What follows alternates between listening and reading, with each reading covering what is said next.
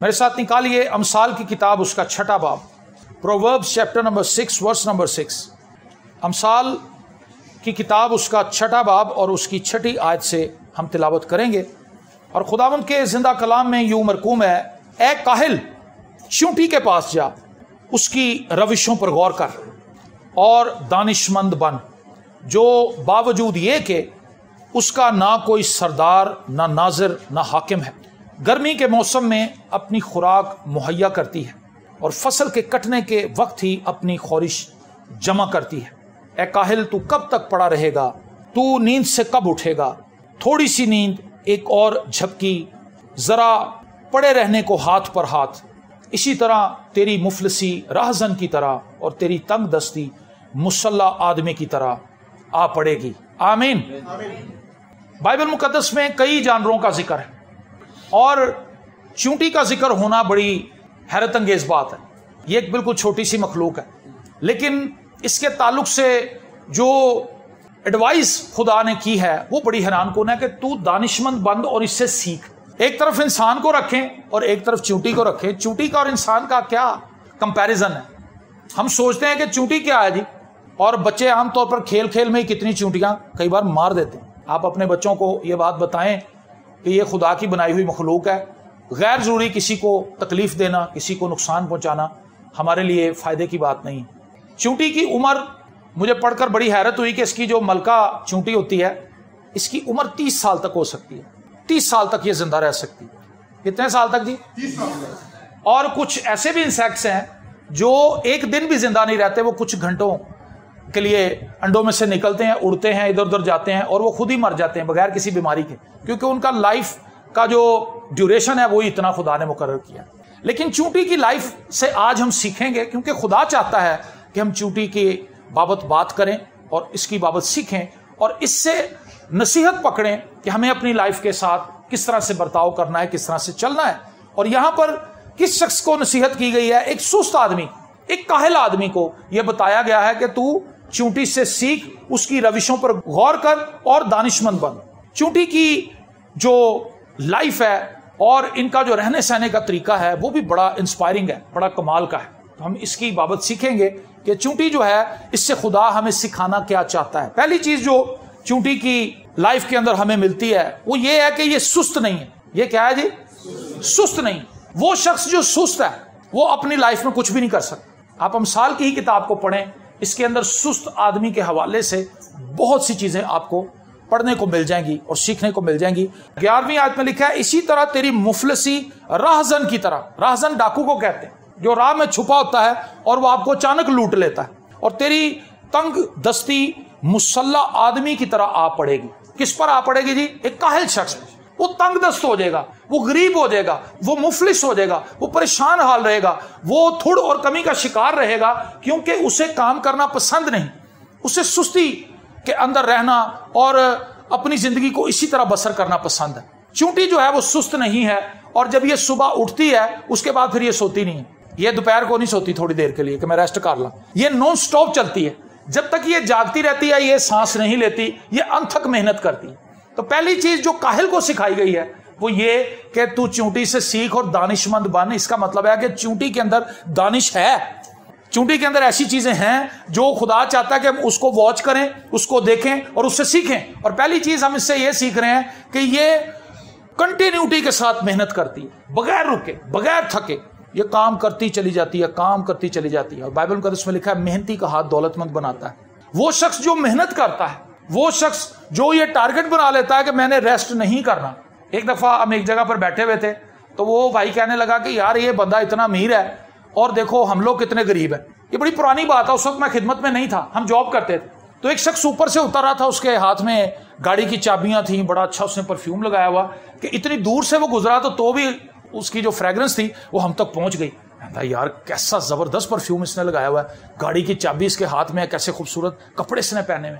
तो जो दूसरा वहां पर बैठा हुआ था वो कहने लगा कि यार इसका दिन भी 24 घंटे गई, हमारा दिन भी 24 घंटे गई है। हमने गरीब रहने का चुनाव किया है, उसने अमीर होने का चुनाव कर लिया। तो दुनिया में जितने भी आज आपको अमीर तरीन लोग नजर आएंगे वो सब गरीब थे। ऐसा नहीं था कि उनके माँ बाप अमीर थे तो फिर उन्होंने बिजनेस अपने बाप का पकड़ा और उन्होंने उसको बढ़ा दिया। आप अगर स्टडी करें पूरी दुनिया में तो आपको वो लोग जिनके माँ बाप बहुत ज्यादा अमीर थे वो बच्चे आपको तबाही के दहाने पे जाते हुए नजर आएंगे। लेकिन वो बच्चे जिनके माँ बाप इंतहाई गरीब थे, जो जमीन पर सोने वाले थे, एक कमरे के अंदर 6-6, 7-7 बहन भाई रहने वाले थे, उन लोगों ने पैसा कमाया, इतना पैसा कमाया कि वो बिलियनियर्स बन गए और दुनिया के अमीर तरीन लोगों की सफों में उनका शुमार हो गया। रीजन क्या थी? उन्होंने मेहनत का चुनाव किया, उन्होंने मेहनत को अपना शार बना लिया। तो एक ईमानदार को भी चूंटी की तरह ही होना चाहिए, उसको मेहनती होना चाहिए, सुस्त नहीं होना चाहिए, काहिल नहीं होना चाहिए। अगर कोई बेटी है, अगर कोई बेटा है, अगर कोई बुजुर्ग है, आप लगे रहें, काम करते रहें। हमारे पास बतौर ईमानदार करने के लिए बहुत से काम हैं। आप बगैर रुके दुआ कर सकते हैं, दुआ करते रहें, अपने मुल्क के लिए दुआ करते रहें, अपनी कलीसिया के लिए दुआ करते रहें, अपने बहन भाइयों के लिए दुआ करते रहें, अपने लिए दुआ करते रहें, खुदा से फजल मांगते रहें। खुदा आपसे नाराज नहीं होगा कि ये क्यों दुआ कर रही है, ये क्यों दुआ कर रहा है। खुदा चाहता है कि हम उसके साथ राब्ते में रहें। जैसे अभी थोड़ी देर पहले भाई ने बात हमें बताई कि खुदा की ख्वाहिश है कि हम उसके साथ राब्ते में रहें। तो पहली चीज जो चूंटी से हमने सीखी है वो क्या है? चूंटी थकती नहीं है और ये नॉन स्टॉप काम करती है, ये बगैर रुके मेहनत करती है और ये नहीं सोचती कि मैं बहुत काम कर लिया तो मैं जरा रेस्ट कर लूं। ये रेस्ट के बारे में सोचती नहीं, इसके जहन में रेस्ट का कोई गुमान नहीं। मेरे लिए और आपके लिए अब्दी आराम पड़ा हुआ है। Praise the Lord. वो ऐसा आराम है जिसमें हमें कोई तंग नहीं करेगा, वो खुदा की बादशाही का आराम है, वो ईमानदारों के लिए है। लेकिन इस जमीन के ऊपर स्ट्रगल है, इस जमीन के ऊपर मेहनत है। अगर आप स्टूडेंट हैं, आप मेहनती स्टूडेंट बने। अगर आप म्यूजिशियन हैं, आप मेहनती म्यूजिशियन बने। अगर आप बीवी हैं तो आप मेहनती बीवी बने, आप मेहनती शौहर बने। आप जिस जगह पर भी खड़े हैं, स्ट्रगल करें, मेहनत करें, खुदा उसके अंदर अपनी बरकत को शामिल करे, खुदा उसके अंदर अपनी बरकत को शामिल कर दे। दूसरी चीज, इसके अंदर एक बड़ी कमाल की सलाहियत मौजूद है चूंटी में कि ये जिस काम को शुरू करती है ये उसको एंड तक लेके जाती है, ये बीच में नहीं छोड़ती कोई काम। आप कोई भी कॉकरोच मार दें, कोई भी चीज मार के फेंक दें, ये जब तक उसका है कि पुर्जा अपने घर नहीं ले जाती उसकी जान नहीं छोड़ती, है ना? ऐसा आपने देखा? ये लगी रहती हैं, लगी रहती हैं, उसके स्पेयर पार्ट तोड़ती हैं, तोड़ तोड़ के उसके पीसीस करके ये अपने बिल के अंदर ले जाती हैं, उसको पहुंचाती हैं और जब तक उसका बिल्कुल सफा चट नहीं कर देती वहां से, ये लगी ही रहती हैं। ये अपने टास्क को पूरा करती हैं, ये अपने टारगेट को अचीव करती हैं, ये अपने गोल को हिट करती हैं और जब तक अपने गोल को अचीव नहीं कर लेती हैं लगी रहती हैं। एक इंसान के लिए, एक ईमानदार के लिए भी ये सीखने की बड़ी ही खूबसूरत बात है कि आप किसी काम को बीच में ना छोड़ें। आपको अपने आसपास बहुत से लोग मिलेंगे जो कभी कोई काम करते हैं, कभी कोई काम करते हैं, कभी कोई काम करते हैं। कभी वो कहते हैं मैं दर्जियां का काम सीख रहे हैं, कभी वो कहते हैं मैं आजकल वाल कटने सीख रहे हैं, है ना? कोई भी काम, ना वो दर्जी बनते हैं, ना उन्हें हेयर ड्रेसिंग का काम आता है, ना ही उन्हें कोई काम राज मजदूरी का काम, उन्हें कुछ भी नहीं आता, क्योंकि वो हर एक काम को बीच में छोड़ने के आदी होते हैं। वो जब थोड़ा सा स्टार्ट करते हैं तो बड़े खुश होते हैं, जब बीच में जाते हैं थोड़ा मुश्किल पीरियड आता है, जहां से सिखलाई का पीरियड शुरू होता है, वहां से वो दुड़क लगा जाते हैं, वो भाग जाते हैं, फिर वो कुछ भी नहीं कर पाते। जब उन पर जिम्मेदारियां आती हैं तो वो किसी भी काम को करने के काबिल नहीं होते। फिर वो अपनी बीवी को भी परेशान करते हैं क्योंकि उन्हें कमाने की तो आदत नहीं होती, वो कमा नहीं सकते, किसी काम को उन्होंने सीखा नहीं होता, फिर वो परेशानी का सबब बन जाता है। सो ये बहुत जरूरी है सीखने का अमल। आप ये नहीं कह सकते कि जवानी के अंदर ही आप सीखते हैं, बुढ़ापे में भी आप सीख सकते। जब बीए के पेपर उस वक्त दे रहे थे, मैं और पास्टर शाह साहब, हम दोनों ने बीए के पेपर इकट्ठे दिए। तो जब इंग्लिश का हमारा पेपर हुआ तो वहां पर तकरीबन एक 62 ईयर्स के बुजुर्ग हमें मिले। वो मेरे साथ वाले बेंच पे बैठे हुए थे पेपर देने के लिए। मैंने उनको देखा, मैंने कहा यार बड़ी एज है अंकल की, तो अंकल पेपर देने के लिए आए मैं।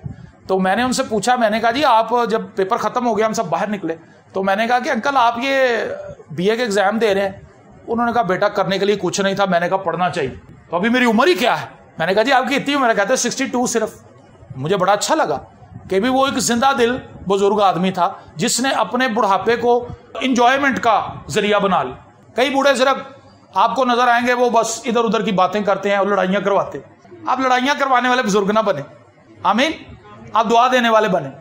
आपको देखकर लोग खुश होंगे, साड़ा चाचा आ गया, साड़ी चाची आ गई, साड़ी ताई आ गई, साड़ा ताया आ गया, बजाय कि आपको देख के परेशान हो जाएंगे, यार उनसे आपा पवाना है ना, ऐ किधरों आ गई। बल्कि वो आपको देख के खुश हों। वो उस वक्त खुश होंगे जब आप खुदावंद में होंगे, आपके मुंह में उनके लिए दुआएं होंगी। और जब आपके मुंह में उनके लिए बद्दुआएं हैं तो वो तो आपसे छुपते फिरेंगे कि मासी को लो मैं किसी तरह बच के निकल जावा। तो ये क्या करती हैं जी, काम को जारी रखती हैं और अपने काम को एंजॉय करती हैं। कोई शख्स अपने काम को उसी वक्त खत्म करता है जब वो उसको एंजॉय करता है। जब वो उसको जहमत समझता है तो वो उससे पूरा नहीं हो पाता। ये एंजॉयमेंट के अंदर काम करती हैं, ये काम को एंजॉय करती हैं और लुत्फ अंदोज होती हैं। ये बड़ी खुशी की बात है कि आप काम करते हुए लुत्फानंदोज हो। आप जॉब पर जाते हुए बुड़बुड़ाएं ना, आप काम पर जाते हुए बुड़बुड़ाएं ना, औरतें घर का काम करते हुए बुड़बुड़ाएं ना, बल्कि इसको खुशी से करें। याद रखें, अगर आप कुछ दिन काम नहीं करेंगे तो आप बीमार हो जाएंगे। जो काहिल होता है ना, बीमार होता है। यहां पर लिखा है काहिल तू कब तक पड़ा रहेगा, उसकी बॉडी में कुछ करने की सकत ही नहीं। तू नींद से कब उठेगा? दूसरा सवाल, पहला भी क्वेश्चन मार्क, दूसरा भी। थोड़ी सी नींद, एक और झपकी, जरा पड़े रहने को हाथ पर हाथ।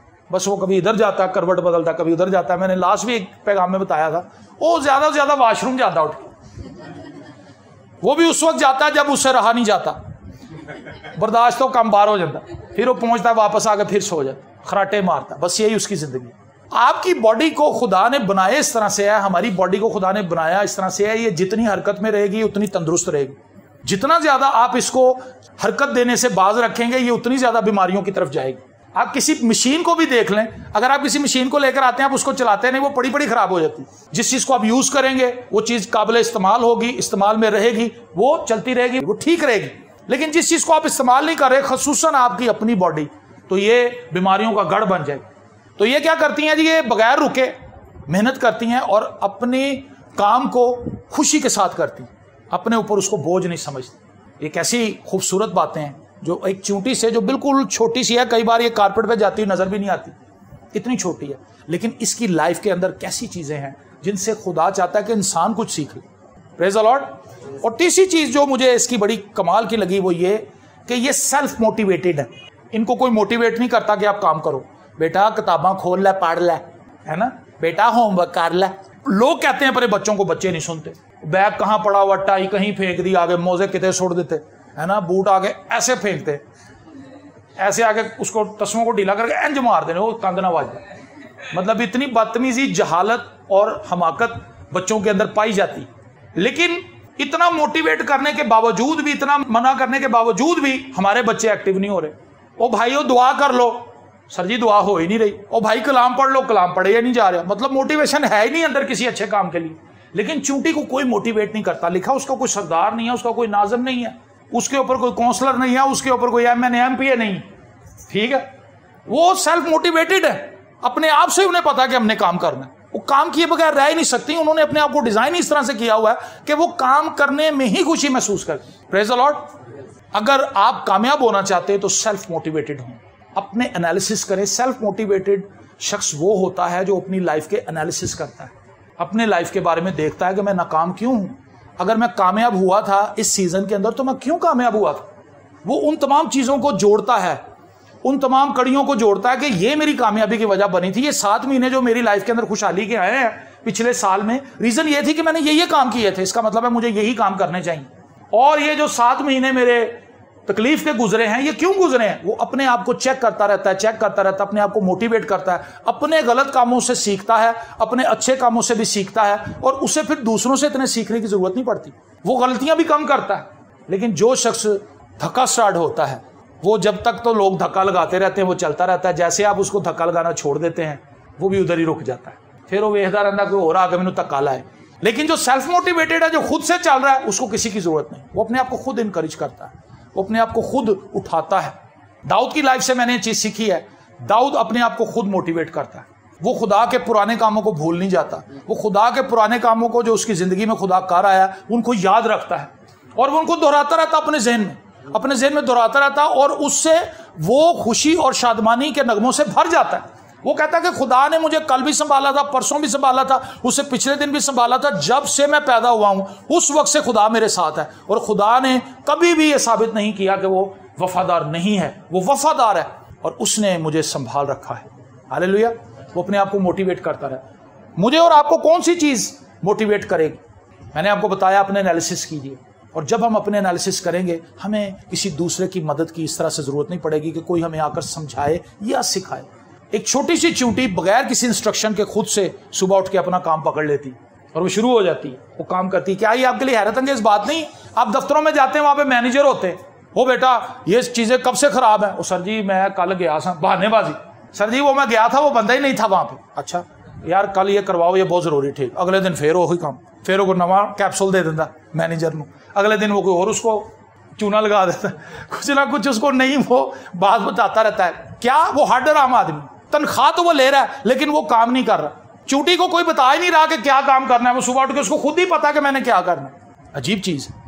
इसका मतलब है कि उसके अंदर काम करने की लगन और ख्वाहिश इतनी ज्यादा है कि किसी को कुछ बताने की जरूरत नहीं, वो काम कर रही है और बेहतरीन काम कर रही है, बेहतरीन रिजल्ट दे रही है। और चौथी बात जो चूंटी के अंदर कमाल किया वो ये कि ये अपने अच्छे वक्त को यूटिलाइज करना जानती है। ये कमाल की सलाहियत, अच्छे वक्तों को ये जाया नहीं कर देती।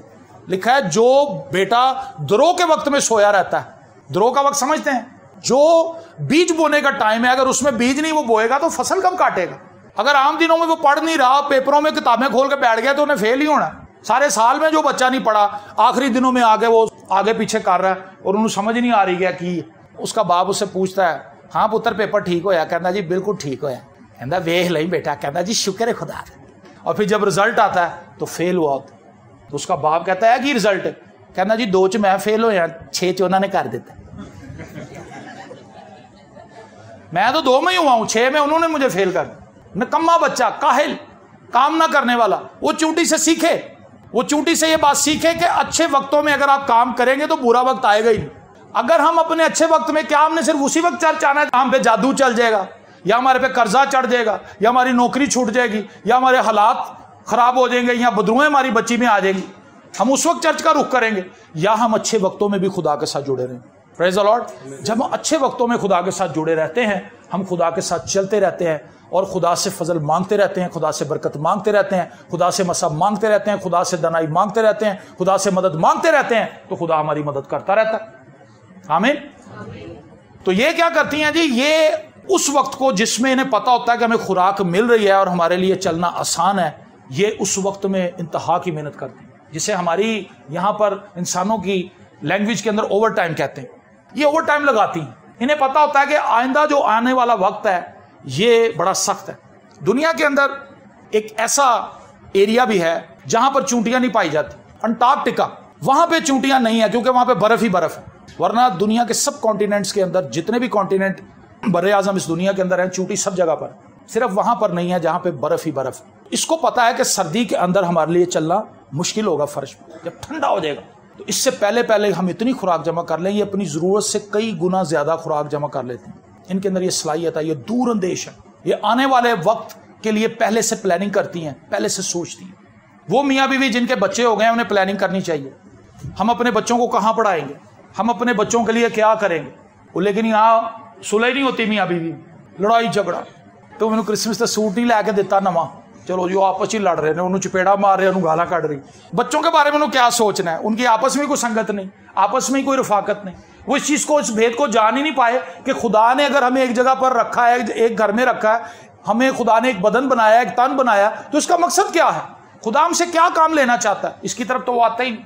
वो आपसी झगड़ों के अंदर ही अपनी जिंदगी गुजार देते हैं और बूढ़े हो जाते हैं, और ना उनके बच्चे उनकी इज्जत करते हैं, ना उनकी कोई इज्जत होती है, क्योंकि उन्होंने खुद नहीं एक दूसरे की इज्जत की होती, तो उनके बच्चे कैसे उनकी इज्जत करें। तो ये दूर अंदेश हैं, ये आइंदा आने वाले वक्त के बारे में सोचती। बतौर इंसान हम अपने बारे में क्या सोच रहे हैं? क्या हमें नहीं पता कि यीशु जल्द आने वाला है? क्या हमारी कोई तैयारी है? क्या हमने अपने आप को तैयार किया है? क्या हम अपनी फैमिली समेत इस चीज की तैयारी कर रहे हैं कि यीशु जल्द आने वाला है? चूंटी को पता है सर्दी आने वाली है, चूंटी तो काम पे लगी हुई है, हमें पता है यीशु आने वाला, असि ठंडे ठार बैठे। हम यही कह रहे हैं भाई साहब बस दिल नहीं करता चर्च आने को नहीं दिल कर रहा, कलाम पढ़ने को नहीं दिल कर रहा, बाइबल का तो उसको खोलने के लिए नहीं दिल कर रहा, प्रस्तिश के लिए मुंह से कोई अल्फाज नहीं निकल रहे, खुदा की तारीफ नहीं निकल रही, तो इसका मतलब है कि हम काहिल हैं और हम जाहिल भी हैं, क्योंकि हम आइंदा आने वाले वक्त के लिए तैयारी नहीं कर रहे।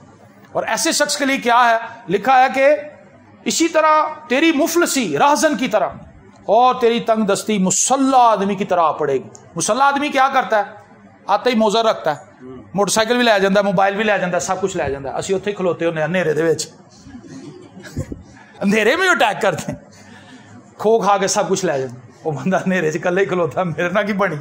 इसी तरह एक काहिल शख्स, सुस्त आदमी, उसके लिए यही अंजाम है। ये बाइबल कह रही है, मैं नहीं कह रहा। थिंक अबाउट इट, सोचे इसके बारे में।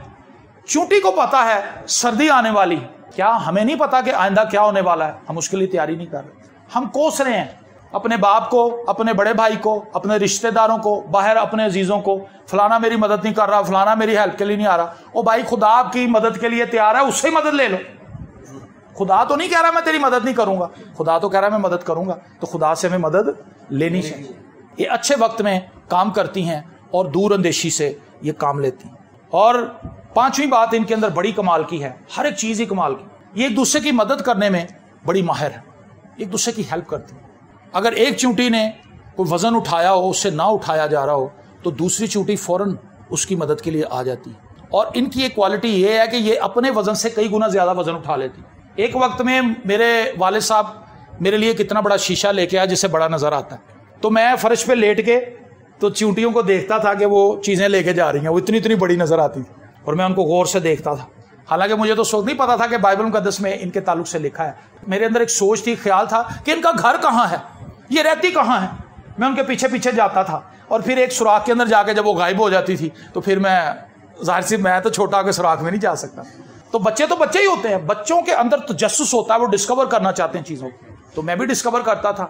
तो इनके अंदर एक कमाल की चीज ये है कि ये अपनी जो इनका अपना वेट है उससे कई गुना ज्यादा वेट उठा सकती हैं, और जब ये उस वेट को नहीं उठा पाती तो इनको किसी दूसरे को ये कहना नहीं पड़ता कि मेरी मदद के लिए आओ, दूसरी अपने आप ही उसकी मदद के लिए पहुंच जाती। और ये दोनों बहनें मिलके या जो भी आप इन्हें कह लें, दोस्त सहेलियां मिलके, ये उस चीज को अपनी जगह तक पहुंचा देती हैं और फिर आगे एक अमला बैठा होता है जो फौरी तौर पर उसको तोड़ के अंदर ले जाता है। इनके अंदर ये कमाल है, ये एक दूसरे की हेल्प करते हैं। हमारे यहाँ पे एक मुहावरा है, 1 और 1 11 होते हैं। मैथमेटिक्स के हिसाब से 1 और 1 2 होते हैं, लेकिन अगर मैथमेटिक्स को आप एक साइड पे कर दें, आप इसको तजर्बाती तौर पर देखें तो 1 और 1 वाकई 11 होते हैं। क्योंकि अगर एक बंदा ठंडा पड़ भी जाए तो दूसरा उसके साथ जब होता है तो उसको हलाशेरी देता है, वो यार 2 ही कंधा रह गई हैं, बस 2 कोट मार के आप निकल जाना। वो दूसरा भी कंधा हो यार, वो भी शुरू हो जाना, क्योंकि दूसरा उसको हौसला देता है। लेकिन अगर वो अकेला हो तो वो ठंडा होकर बैठ जाएगा और वो को बहाना करेगा कि जी मैं रोटी खा के आया, वापस ही नहीं आता। कई ऐसे भी कारीगर होते हैं, है ना, एक कोट ला के चले जाते हैं, अगले ना सामान बाहर कढ़ा जाते हैं, आप एक कोट ला के गायब हो जाते हैं। वो बंदा अपना फोन भी बंद कर देता और लाभ रहे, क्योंकि वो सुस्त और कायल है, उन्हें खुद ही नहीं पता कि यार हम करने के आए थे। थोड़े से पैसे उधार उनसे ले लेते कि सर जी दो जरा, मैं कार आटा दे के आया, वो वापस ही नहीं आता, वो फिर किसी दूसरे को बुला के उससे अपना काम पूरा करवाते। तो ये क्या करती हैं, ये एक दूसरे की हेल्प करती हैं। अगर हम एक दूसरे की हेल्प करें तो हमारा काम जल्दी हो जाता है। खुदावंद यीशु मसीह ने एक एक को नहीं भेजा था, खुदावंद यीशु मसीह ने 12 रसूलों की 6 टोलियां बनाई थी, 6 ग्रुप्स बनाए थे, 2-2 करके उन्हें भेजा, ताकि जब ये सफर में जा रहे हो, ये थक जाए तो दूसरा हौसला अफजाई करे। अगर ये किसी मुश्किल में फंस जाए तो एक दूसरे को अच्छा मशवरा दे सके, अगर ये किसी तकलीफ में हो तो दूसरा इसका साथ दे सके। एक दूसरे को समझाएं, एक दूसरे को सिखाएं, एक दूसरे को बताएं कि हमने किस तरह से आगे बढ़ना है। तो हमें नेक एडवाइस की हमेशा जरूरत होती है, हमें चाहिए कि हम एक दूसरे की मदद करें।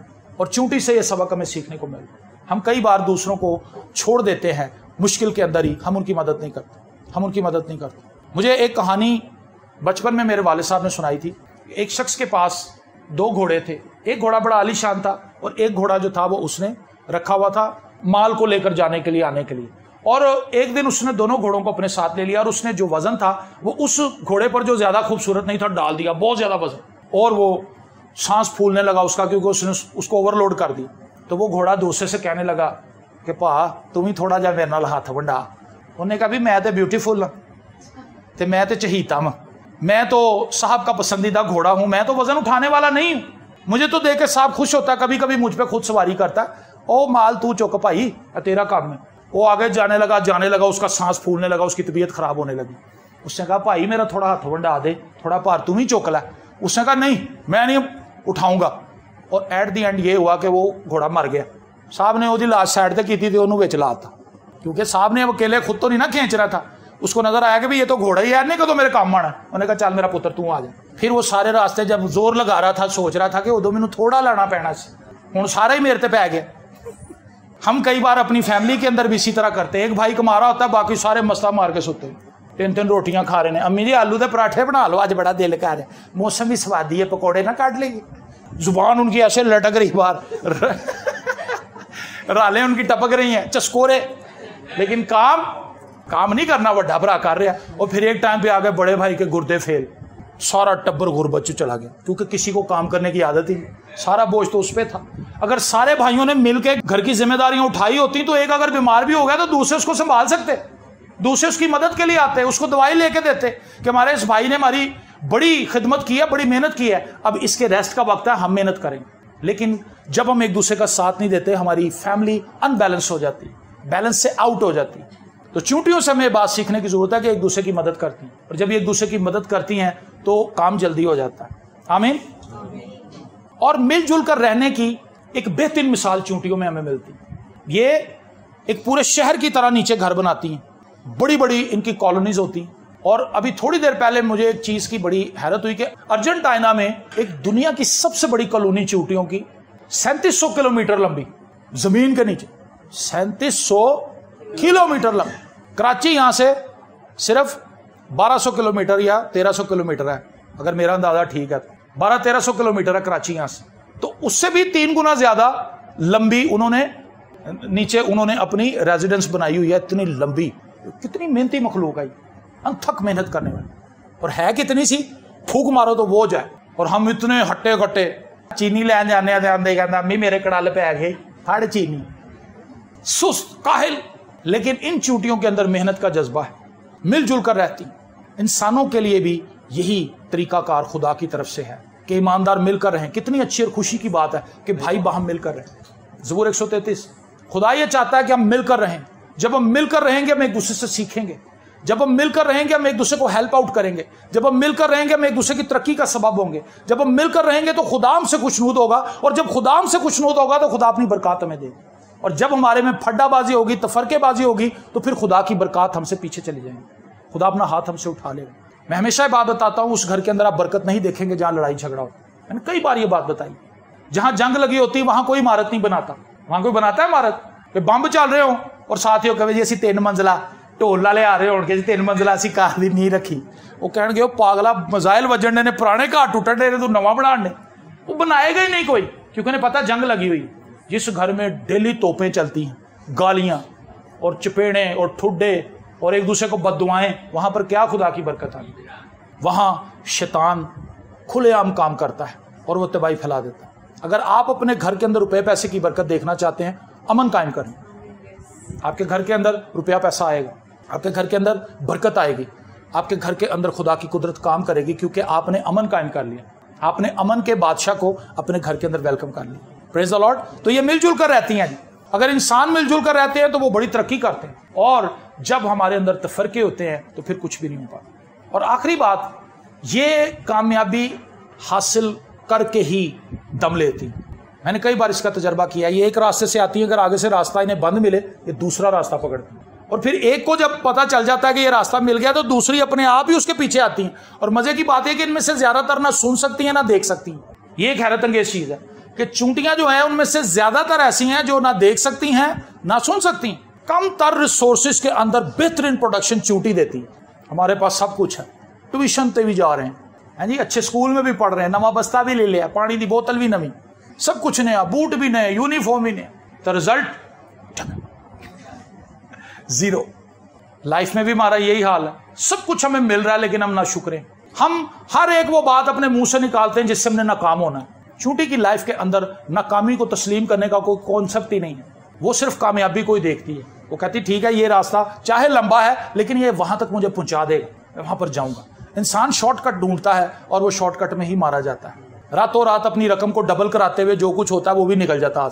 कुछ साल पहले डबल शाह आया था एक, आपको याद होगा, कहता सी बाजी लियाओ मैं तुहाडा जेवर डबल करदा। फिर ऐसी आंखों में धूल झोंकता था, जो सिंगल होता सी वो भी लै जाता सी। लोगों ने अपने पैसे उसको दिए, शुरू में उसने डबल करके दिए। वो कुछ ऐसी उसके पास कुछ ट्रिक्स थे, आप उसे 1000 दें वो 2000 आपको दे देता, आप उसे लाख रुपया दें वो 2 दे देता। लोग कहते थे यार ये तो वाकई डबल कर रहा है, वड्डी रकम लिया, करोड़ों रुपया लोग लेके आए। फिर जब उसने अच्छा खासा माल जमा कर लिया गायब हो गया। आप डबल करके निकल, ट्रिपल तो भी उतने निकल गया आप, क्योंकि लोगों ने उस पर अंधा ट्रस्ट किया। लोग शॉर्टकट ढूंढ रहे थे कि ये पैसे एक फेरे के अंदर इतने डबल हो रहे हैं तो हमें क्या जरूरत है मेहनत करने की। लेकिन दुनिया में कोई शॉर्टकट नहीं है, दुनिया में कोई भी शॉर्टकट नहीं है। ऐसा नहीं है कि एक बच्चा पैदा हुआ है और आप उसको खींच के इतना बड़ा कर देते अगले दिन स्कूल दाखिल कराओ। उधरों प्यो ने फड़िया उधरों मां ने फड़िया, खींच रहे ने बच्चा बड़ा कर रहे, उसकी बाजू टूट जाएंगे, वो मर जाएगा। ये शॉर्टकट है। हम समझ आई था शॉर्टकट। आपको टाइम देना पड़ेगा, उस बच्चे को फीडर देना पड़ेगा, उस बच्चे की निगहदाश्त करनी पड़ेगी। इंच बाय इंच, सूतर बाय सूतर वो बड़ा होता है। फिर उसके दांत निकलते हैं, फिर उसकी सारी चीज़ें आहिस्ता आहिस्ता आती हैं, फिर उसके बाल आने शुरू होते हैं, फिर सारी चीज़ें उसकी काम करना शुरू करती हैं, फिर वो ज़मीन पे रेंगता है, क्रॉलिंग करना शुरू करता है, फिर चलना शुरू करता है, फिर बोलना शुरू करता है, फिर आहिस्ता आहिस्ता वो मुंह से अल्फाज निकालता है, दूसरों की बातें सुन के समझता है, फिर आपके काम करता है, बेटा पानी पे, अच्छा मी जाता है, आहिस्ता आहिस्ता फिर स्कूल जाता है, फिर वो स्कूल में उसके ग्रेड बड़े होते हैं, फिर उसकी शादी करते हैं, फिर उसके बच्चे होते हैं। सारी चीज़ें एक प्रोसेस के जरिए। आप दरख्त लगाते हैं, दरख्त के ताल्लुक से मिसाल है कि दादा दरख्त लगाता है, पोता उसका फल खाता है। ऐसा नहीं है कि आज आप बीज बोएंगे तो सुबह वहां पे आम लगे होंगे तो सारा टब्बर बैग ठंडे करके खा रहा है, ऐसा नहीं है, ऐसे नहीं होता, टाइम लगता है, साल लग जाते हैं दरख्तों को बड़े होने में और फल देने में। इसी तरह से एक इंसान की जिंदगी भी है, उसके अंदर शॉर्टकट नहीं है, लाइफ में शॉर्टकट नहीं है, लाइफ में मेहनत है। और चूंटी की जिंदगी से जो बुनियादी चीज हमने सीखी है, मेहनत करने की आदत हमें डालनी है, दुआ में जांफशा नहीं करनी है, मेहनत करें दुआ करने में। अगर आपसे नहीं हो रही आप करें दुआ, और आहिस्ता आहिस्ता आपकी बॉडी, असल में हमारी बॉडी को आदत नहीं दुआ करने की। जब हम ये कहते हैं ना कि हमारा दिल नहीं कर रहा, असल में हम ये कहते हैं कि जी साड़ी बॉडी सानू दुआ नहीं करने दे रही। असल में इसका जवाब ये है, आप अपनी बॉडी को पाबंद करें। आप अपनी बॉडी के मालिक हैं, आपकी बॉडी आपकी मालिक नहीं। आमीन। काहिल को ये बात सिखाई गई है, उसने ये चीजें चूंटी से सीखनी है, और लिखा है उसकी रविशों पर गौर कर और दानिशमंद बन, जो बावजूद ये कि उसका ना कोई सरदार, ना नाजर, ना हाकिम है, गर्मी के मौसम में अपनी खुराक मुहैया करती है, स्ट्रगल करती है, और फसल कटने के वक्त अपनी खोरिश जमा करती है। ए काहिल, तू कब तक पड़ा रहेगा? ये सवाल है इंसानों से कि हम कब तक सोचते रहेंगे, कब तक बहानेबाजी से काम लेते रहेंगे। हमें उठना है, हमें खड़े होना है। अगर कोई खादम है तो वो मेहनत करे, वो स्ट्रगल करे, वो दुआ मांगे, वो खुदा से फजल मांगे, वो फील्ड में जाए और वो मेहनत करेगा, खुदा उसकी खिदमत पे उससे बढ़ाएगा। लेकिन अगर वो यही कहता रहेगा, मैनू स्टेज पर नहीं बुलाया, मैनू मौका नहीं देता, नाराज होकर निकल जाएगा बाइबल लैके, तो वो फिर नाराज ही रहे और वो अपने घर ही रहे। ठीक है, ऐसे बहुत से खादम जो मेहनत नहीं करते लेकिन वो शॉर्टकट ढूंढते। शॉर्टकट कोई नहीं। आइए हम अपनी आंखों को बंद करें और हम दुआ मांगें इस बात के लिए कि खुदावंद ये छोटी सी मखलूक किस कदर खूबसूरत सलाहियतें अपने अंदर समोए हुए हैं, और तूने खुदावंद आज हमें इन्वाइट किया कि हम चूंटी की लाइफ पर गौर करें और उसकी पर्सनैलिटी को देखें कि चूंटी किस तरह से काम करती है। ए खुदावंद, हम सब जो यहाँ मौजूद हैं बतौर ईमानदार, हमारी ज़िंदगी में अगर कहीं सुस्ती और काहली मौजूद है, हम हड हराम हैं या हम काम करने से आरी हैं, तो खुदावंद हमें तौफीक दे कि हम मेहनत को अपना शार बनाएं, क्योंकि तू मेहनती लोगों को पसंद करता है। वो लोग जो अपने काम में मेहनत करते हैं वो कामयाब हो जाते हैं, वो अपना नाम बनाते हैं, वो दूसरों के लिए सहूलत पैदा करते हैं।